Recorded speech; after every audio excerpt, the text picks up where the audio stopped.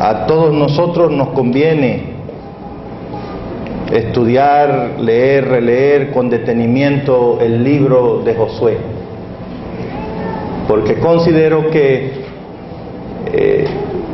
este libro es contenido de muchos principios, muchas ideas totalmente aplicables al trabajo de personas como nosotros.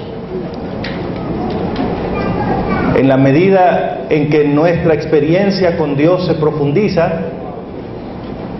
en la medida en que vamos conociendo a Dios, resulta que también podemos ir entendiendo mejor cómo funciona su iglesia. Y es importante entender cómo funciona la iglesia para poder dar un servicio cada vez mejor a nuestro Dios.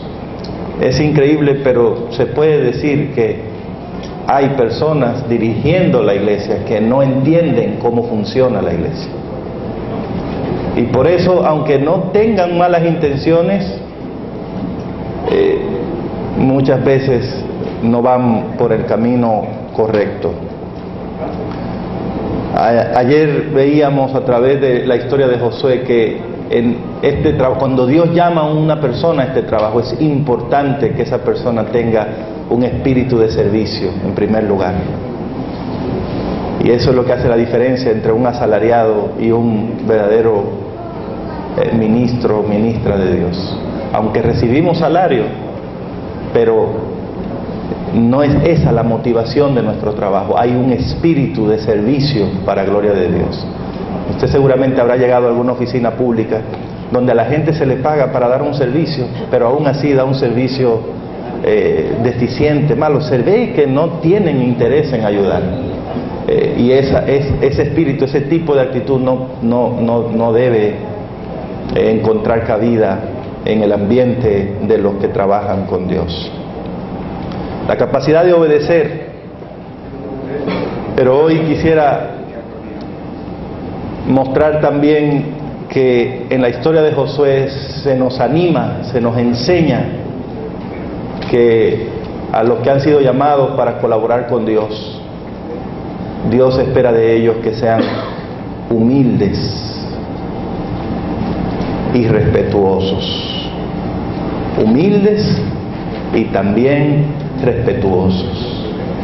El trabajo en el que estamos involucrados, la obra a la que hemos sido llamados, requiere respeto entre unos y otros. La iglesia funciona mucho mejor cuando tenemos esa capacidad, ese valor del respeto, muy importante. Y probablemente muchas veces será el único elemento que nos mantendrá unidos, trabajando como un equipo, aunque tengamos distintas formas de ver las cosas. Hay una ética que nos obliga a respetarnos unos con otros. Y la humildad porque el libro de Efesios, capítulo 1, versículos 22 y 23, dejan claro que Dios sometió todas las cosas bajo los pies de Cristo Jesús y lo constituyó por cabeza suprema de la iglesia, que es su cuerpo, la plenitud del que llena todas las cosas en todos.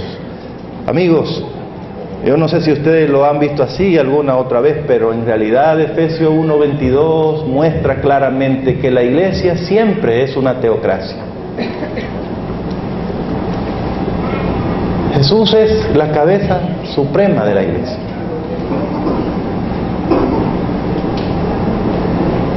Esto no es una democracia aquí para averiguar qué piensa usted, cómo le parece, qué dice. Hay un montón de cosas en las que podemos opinar y todo, pero en cuanto a lo que la iglesia debe ser, en lo que la iglesia tiene que hacer y en muchos de los planes que Dios quiere que su iglesia siga, Cristo manda, Cristo da las órdenes. Y por lo tanto se requiere que los que trabajan con Él sean personas muy humildes para tener aún puestos, posiciones de autoridad, de cierto poder, y aún reconocer que toda alabanza, todo reconocimiento tiene que ser pasado a Dios sin tocarlo nosotros. En eso consiste la verdadera humildad, recibir la alabanza y pasársela a Dios sin tocarla. Pero se ha dicho muchas veces que a los seres humanos el poder los corrompe.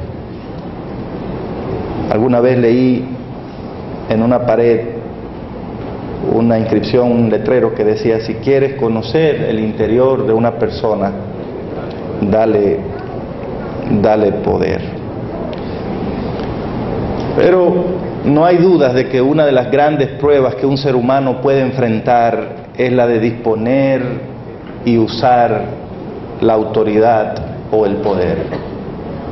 Por alguna razón, muchas personas, cuando les toca esta situación, cambian su forma de pensar, su forma de ser y hasta su forma de tratar a los demás.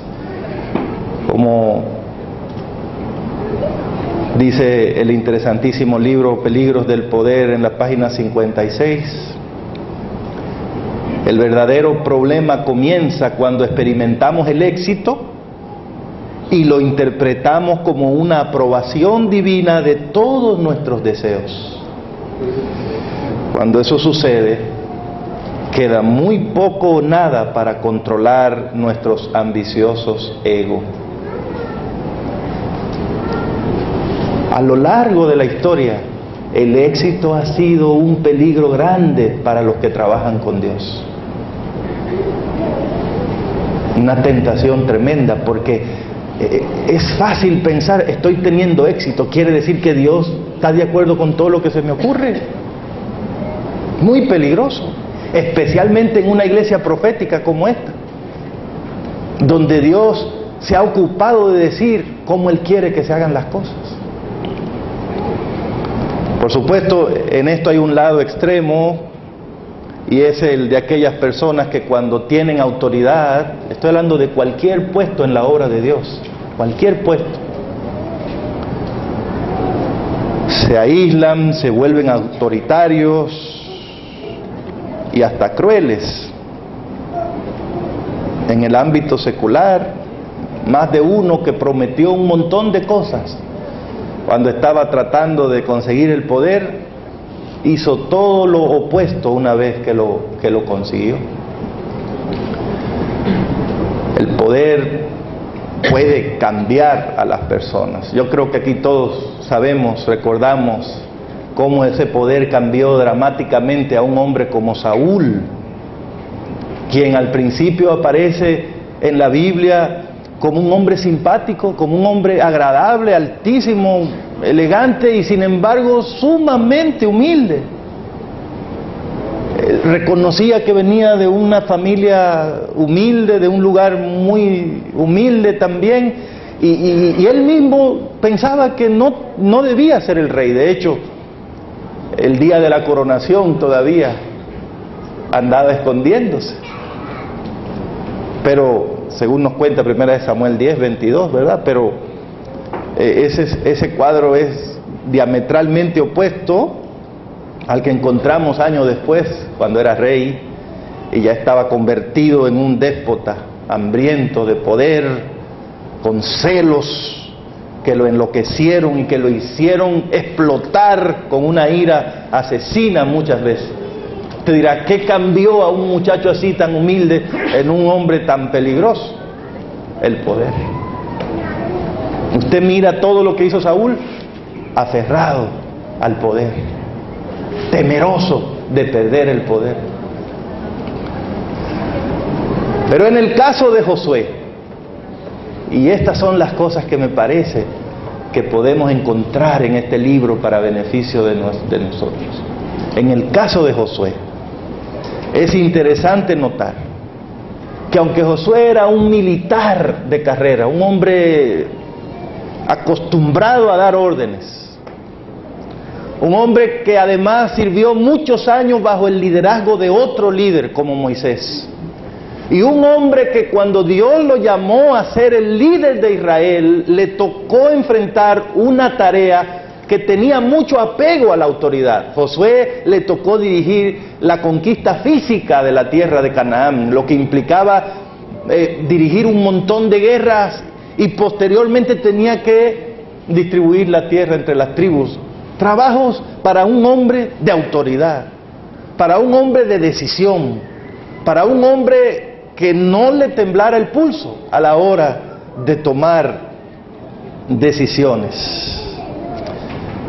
Sin embargo, este hombre conservó una humildad tremenda y un reconocimiento de que la autoridad que tenía le había sido dada por uno superior a él.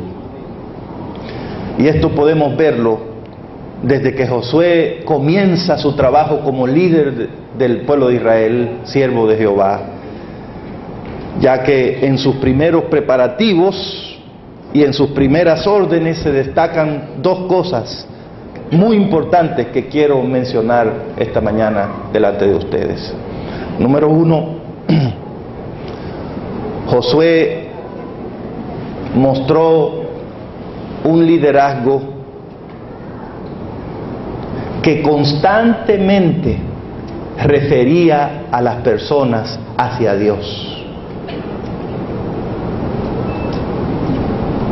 Otra vez, desde que comenzó su trabajo al frente de Israel, Josué, y puede decirse hasta que terminó llegando a los 110 años, Josué siempre tuvo un liderazgo que refería a las personas hacia Dios. Trataba de que las personas miraran, se dieran cuenta que aunque él estaba enfrente, todo lo que se estaba haciendo tenía que ver con Dios, no con él. Venía de Dios.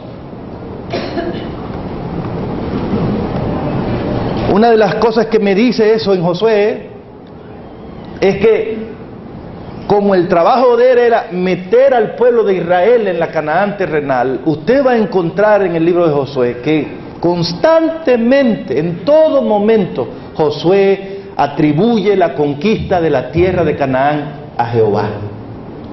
Versículo 11 del capítulo 1: pasad por el campamento, le dijo a los ancianos, y díganle al pueblo, consigan comida, porque dentro de 3 días Jehová les entregará la tierra. En el verso 15 usted va a encontrar que hablando con las 2 tribus y media que quedaron del otro lado del Jordán, les dijo también en el verso 13: acordado de lo que mandó Moisés, siervo del Señor, el Señor vuestro Dios os ha dado reposo y os ha dado esta tierra. En el verso 15 también vuelve a decir: el Señor ha dado esta tierra a ustedes. A mí me llama la atención, en la primera orden de Moisés fue: dile a la gente que consiga comida, en 3 días el Señor nos va a dar la tierra. ¿Por qué llama la atención esto? Porque es natural que un líder que comienza su trabajo desee ser percibido como alguien eficiente. Eso es lo más normal. Bueno, me dieron esta cosa, voy a hacer algo. ¿Qué hago? ¿Qué invento? Que la gente vea que yo sé hacer esto. Es normal que el líder desee que su gente vea que él toma buenas decisiones y que ellos salen beneficiados por eso. Todo nuevo dirigente anda buscando oportunidades para demostrar que él tiene la capacidad de resolver situaciones. Así que si un líder identifica algo que puede ser, que tenga muchas posibilidades de funcionar bien, seguramente tratará de realizarlo y de lograr que la gente identifique eso con él, con su liderazgo. Es normal, es natural. Pero Josué no parece tan preocupado por su propio éxito como lo está por cumplirle a su Dios. En ningún momento Josué habla de un plan estratégico que él diseñó, de unos asuntos que yo me sé, que ahora sí lo voy a aplicar, que cuando yo estaba allá en Egipto yo aprendí una cosa y ustedes van a ver cómo esto funciona y que yo sí sé cómo se pasa para el otro lado. En ningún momento Josué trató de mostrar que lo que iba a ocurrir era porque él reunió una comisión y entonces ahora sí. Para él, la conquista es algo tan simple como un regalo que se recibe. Así que su única orden fue: busquen comida, en 3 días el Señor nos va a meter ahí. ¡Qué maravilla! ¡Qué humildad! Es una declaración de humildad, pero también de confianza absoluta en Dios. La autoridad de Josué no estaba basada en su desempeño, en sus habilidades, o en el puesto, o en los planes de él. Él se esforzó en mostrar que su liderazgo estaba respaldado y basado en lo que decía el Señor. Él mostró que seguía el plan de Dios en cada paso que daba. Y las promesas que le hizo al pueblo fueron solamente aquellas que Dios había hecho previamente.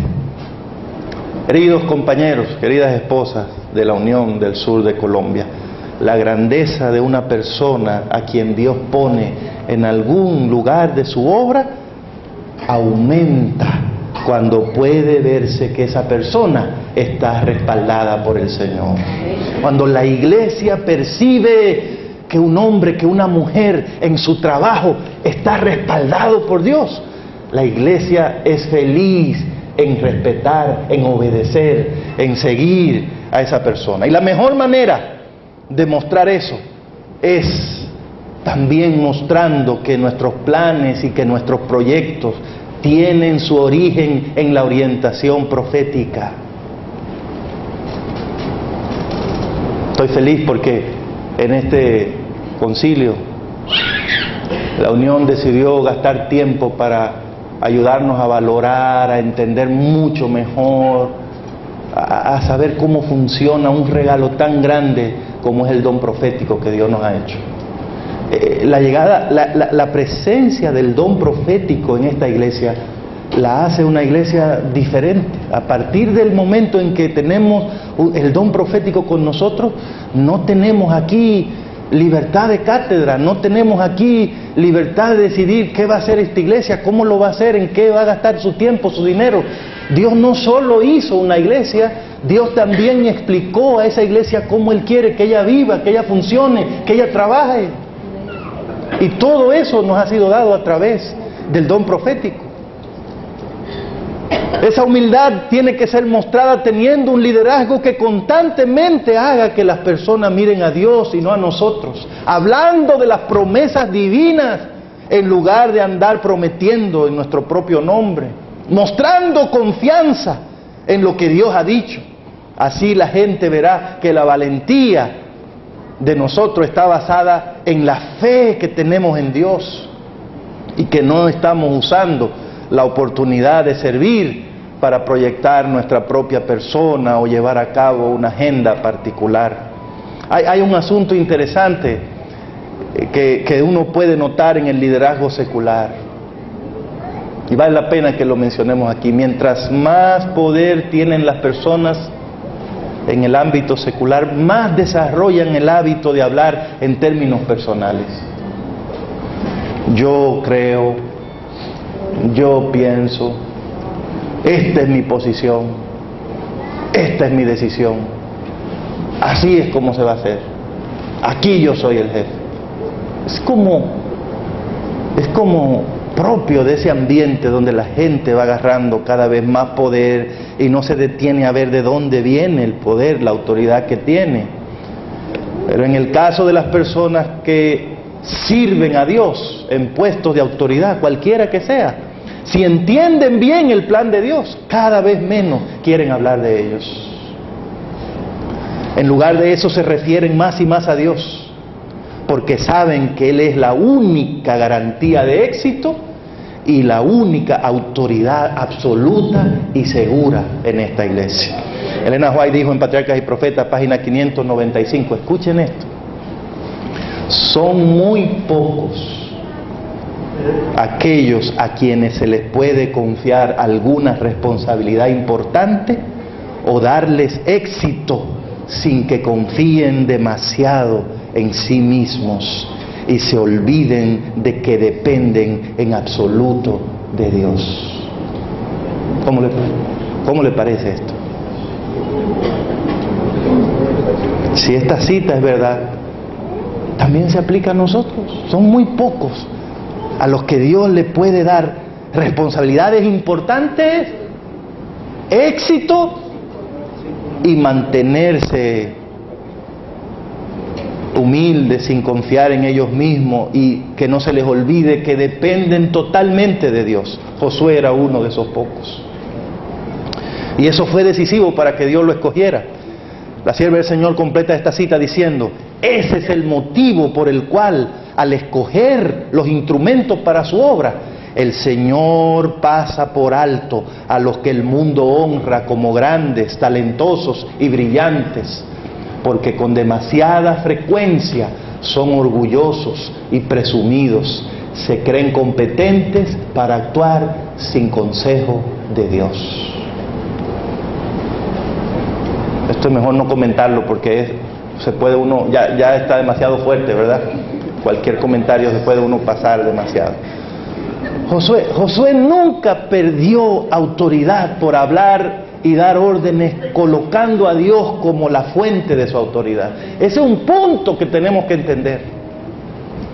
Ninguno que trabaja con Dios pierde autoridad por mostrar que lo que está diciendo no se lo inventó él, sino que viene de Dios. Y eso es humildad, saber que esta iglesia tiene dueño. Esta iglesia no depende de mí, de lo que yo me invente, de lo que yo haga. Que esta iglesia solo triunfa porque la dirige Cristo Jesús. Si algo bueno ocurre en esta iglesia, en cualquier nivel, se debe a la gracia de Dios, a la sabiduría de Dios, al poder de Dios. ¿Qué sentido tiene que a alguien se le ocurra andar buscando recibir la gloria que solo se merece Dios? Creo que Josué es correcto, un buen ejemplo para mostrarnos que en este trabajo la humildad es una condición fundamental.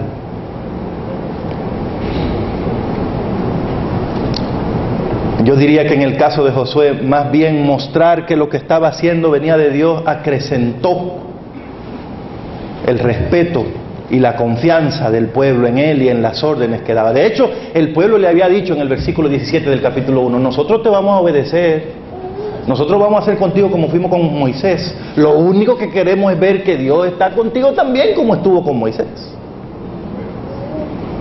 O sea, la iglesia espera ver un liderazgo donde ellos digan, este es un hombre de Dios, esta es una mujer de Dios, a este le podemos seguir con confianza porque no anda inventando ni queriendo mostrar, es de Dios, está comprometido con Dios.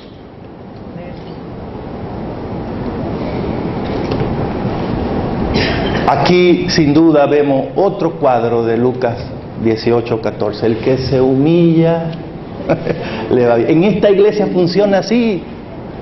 Si usted se esconde en Dios, entonces es cuando más se nota. Si usted quiere salir adelante, entonces ya nadie lo ve, nadie lo quiere ver. Porque esta iglesia tiene uno más hermoso, más poderoso y más sabio que todos nosotros, es Cristo Jesús. Segundo lugar, la otra cosa que me parece interesantísima en la experiencia de Josué y que muestra cómo este no era solo un militar que se levantaba todos los días con la espada preguntando a quién matamos hoy, no, era un hombre espiritual, era un hombre interesante de estudiar. La segunda cosa que miro en su experiencia es que Josué, y atención queridos pastores, especialmente pastores jóvenes en el ministerio, Josué siempre, escuchen bien y lean el libro completo y les pido, léanlo nada más preguntándose esto, Josué siempre se refirió a Moisés con respeto, con reconocimiento y hasta con veneración. De lo que estoy hablando es de Moisés, el hombre a quien él sustituyó. Josué no tenía ese complejo de que, hermanos, aquí ya se acabó, ya ni me mencionen, ya eso.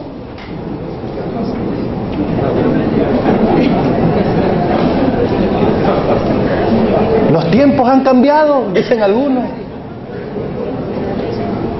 Ustedes saben, no, la mayoría de las campañas que se hacen allá afuera por el poder, lo que prometen es cambios.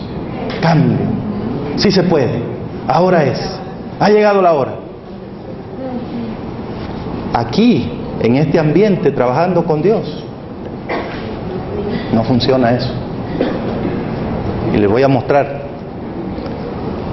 Cuando Moisés le exigió a los rubenitas, ¿se acuerdan? Y a los gaditas, a la media tribu de Manasés que Moisés había dejado de aquel lado del Jordán, ¿verdad? Les repartió tierras allá y les dijo, pero ustedes tienen que dejar allá a su gente y venir a terminar la batalla con nosotros. Cuando Josué agarró el mando dado por Dios, él habló con esas tribus y le dijo, esas cosas hay que hacerlas así, porque esas cosas se las dijo Moisés, el siervo de Dios, a ustedes. Note que Josué no cambió el plan, ni tampoco fue a dar una orden ahora como que mejorada o arreglada por él. Siempre reconoció que él le estaba dando seguimiento a algo que Dios había mandado a través del siervo que estaba antes de él. Esto debería llamarnos la atención porque es muy significativo que Josué muestra que su visión del liderazgo consiste en verlo como un continuo de colaboración en el que los líderes no son el centro de atención, sino siempre Dios. Por lo tanto, nosotros no estamos en competencia. El ministerio no es una competencia a ver quién lo hace mejor, con quién progresa más, este distrito, esta asociación o este territorio. No es acerca de eso el ministerio. La iglesia siempre es una teocracia. No es el que estuvo o el que está, sino que siempre Dios es el que manda. Dios es el que tiene la última palabra. Dios hace los planes, Dios da el éxito. Los seres humanos simplemente son colaboradores de turno en un momento y en un lugar determinado. Eso significa que el dirigente de la obra de Dios, hombre o mujer, no tiene que caer en el complejo de pensar que Dios solo le habla a él. ¿Ya le ha agarrado ese complejo alguna vez a usted, que Dios solo le habla a usted? Peligrosísimo. Tampoco tenemos que caer en la idea ridícula de que todo lo anterior no sirve. ¡Wow! Y que el tiempo en el que otros sirvieron es tiempo perdido.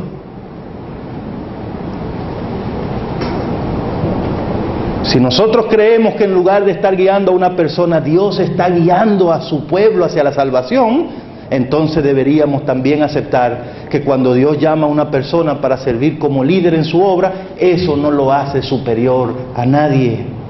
Al contrario, el liderazgo cristiano es un llamado a una mayor responsabilidad para servir a todos y para reconocer el valor de todos.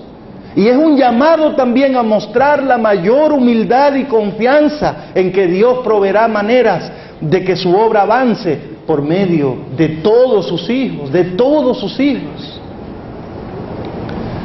La historia de la obra de Dios no es el relato de lo que los seres humanos han hecho debido a sus planes o a sus capacidades. No. La historia es el relato de lo que Dios ha hecho a través de las personas que Él ha llamado en cualquier momento y en cualquier circunstancia. Por eso, un buen líder cristiano muestra respeto por el legado del pasado y por los líderes que Dios usó y lo que ellos hicieron creyendo que era lo mejor. Dios me pasó por este distrito, pero al que estaba aquí, ese era el siervo de Dios que Él tenía aquí. Y en su momento Dios lo usó e hizo lo mejor que creyó para Dios. La obra de Dios no funciona ahora llegando yo y mostrando que lo que se hizo no sirve, que ahora sí yo lo voy a resolver, que ahora sí el Señor está aquí. No funciona así. Y ese es un ejemplo muy lindo que nos dio Josué. Ya Moisés estaba muerto, él tenía toda la autoridad, pero nunca sugirió, tuvo una actitud, mencionó una palabra que diera a entender que algunas decisiones de Moisés estuvieron incorrectas. Y en el libro hay evidencia de que en algún momento él no siempre hizo las cosas como Moisés, pero nunca faltó el respeto, nunca dejó de reconocer que era el siervo de Dios. Denigrar nuestro pasado, menospreciar a los que Dios llamó antes que a nosotros, es una crítica directa contra el propio Dios y con la forma en que Él ha dirigido a la iglesia a través de los años. En Patriarcas y Profetas 5:9-9, la sierva del Señor dice que cuando apreciamos las misericordias del Señor, eso nos inducirá a apreciar a aquellos que han sido empleados como instrumentos para beneficiar a su pueblo. Para mí, una prueba importante de que una persona reconoce de que Dios está al control de todo es que acepta el hecho de que en cada momento anterior como en el presente, Dios escogió lo mejor que había disponible y lo hizo con un propósito.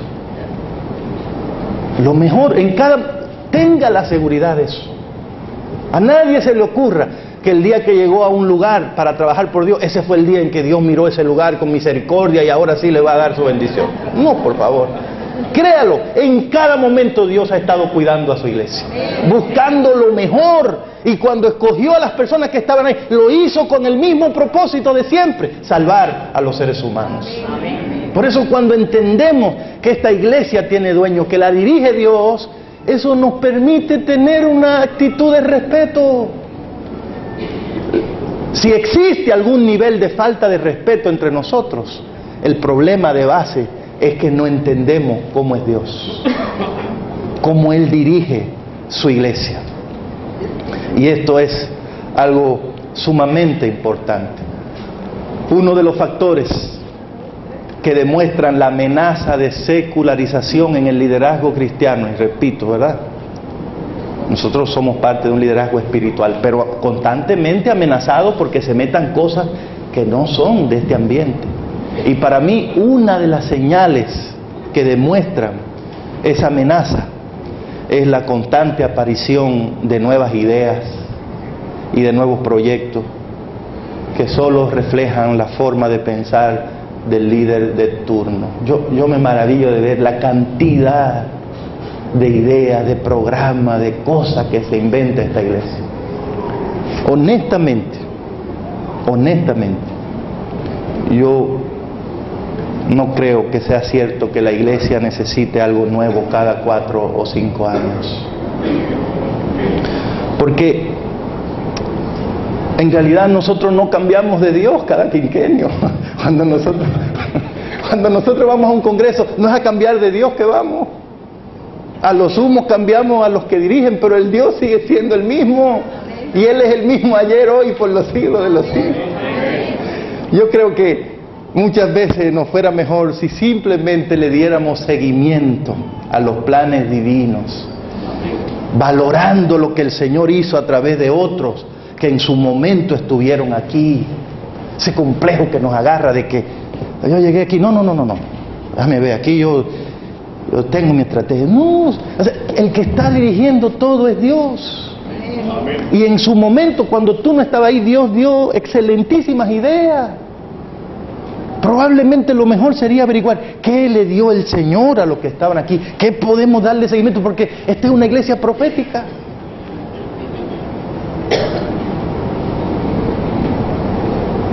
Imagínese lo que pasaría si todo dirigente quisiera tomarle la iglesia a Dios para hacer realidad sus propios sueños y sus propios anhelos. Nuestra iglesia es profética, pastores. Y esto implica que ya la historia de esta iglesia está escrita por Dios de principio a fin. Amén. El triunfo de esta iglesia ya está asegurado en Cristo Jesús. No eres tú, no soy yo, que tiene un plan de que un día le va a dar. Ya eso, éxito no es de lo que estamos hablando.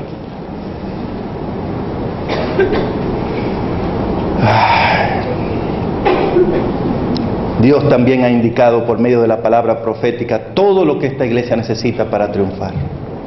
Así que la prioridad de los que trabajamos con Dios no consiste en crear nuevos planes, en inventarse nuevos programas. Más bien la prioridad es mantener los pilares de nuestra fe, las sendas antiguas trazadas por nuestro Dios, tener el valor para mantenernos bíblicamente correctos, aunque no estemos políticamente correctos, Gastar tiempo en averiguar lo que nos ha dado Dios a través de la profecía. Constantemente estar preguntándonos qué dice Dios, cómo quiere Dios. Esa es la prioridad del liderazgo espiritual. El liderazgo en la obra de Dios no debe ser visto como una competencia entre personas que quieren mostrar quién hace mejor las cosas.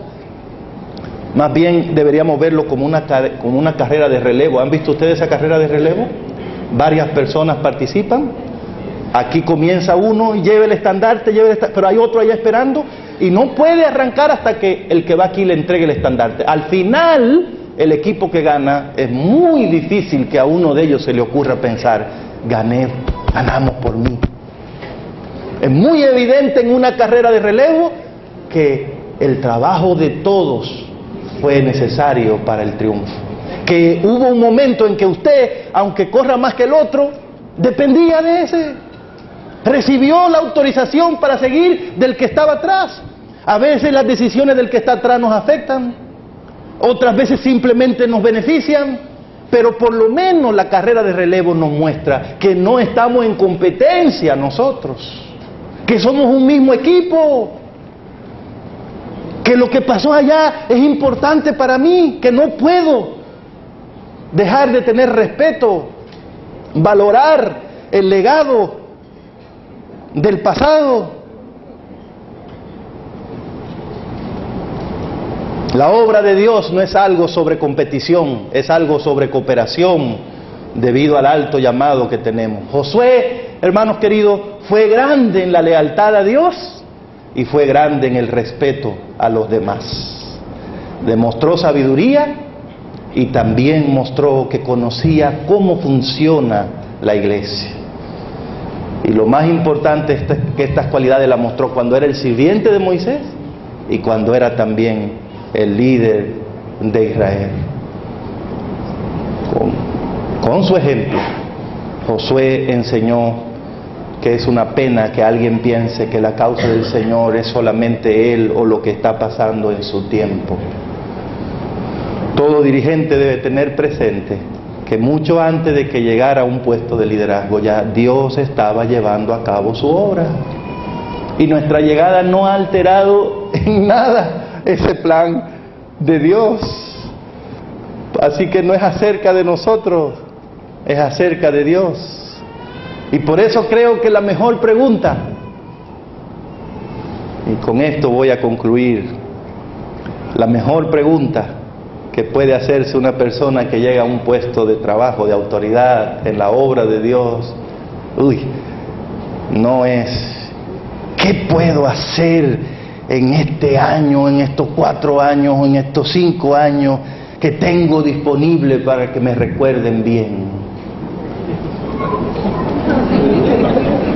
O tal vez, ¿qué hago para llevar a la práctica las ideas que tengo acerca de la obra de Dios? Cuando alguien se hace esa pregunta, espera el golpe que viene. Porque debido a que existen personas que se hacen preguntas como estas, nos ha tocado muchas veces ser testigos de que, como dice el corito, suceden cosas maravillosas. Suceden cosas maravillosas. Seguramente las siguientes preguntas nos acercarían más al liderazgo modelado por Josué. ¿Qué planes ha dado Dios a su iglesia? ¿Cómo puedo ponerlo en práctica? ¿Qué espera Dios de mí en el tiempo en que esté aquí? Queridos pastores, que el Señor nos ayude a entender que el liderazgo cristiano es ante todo un llamado a la humildad y a la autonegación para reconocer que todo depende de Dios.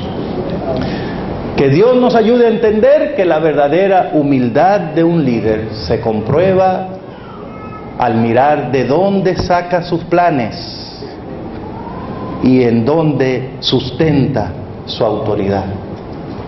No olvidemos que cuando Dios llama a un hombre para ser líder de su iglesia, no lo llama a darle el éxito a la iglesia, simplemente lo llama para cumplir un una misión en un tiempo y en un lugar determinado.